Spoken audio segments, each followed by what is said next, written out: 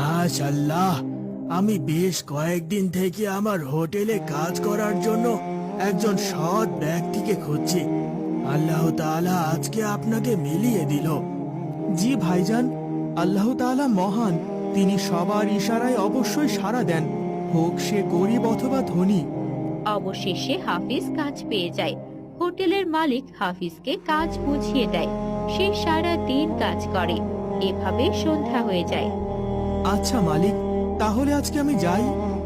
আচ্ছা ভাই, একটু দাঁড়াও, এই নাও তোমার আজকের মজুরি। হাফিজ টাকাটি পেয়ে অনেক খুশি হয় এবং আল্লাহর কাছে শুকরিয়া আদায় করে। ঠিক আছে মালিক, বাসার দিকে রওনা দেই।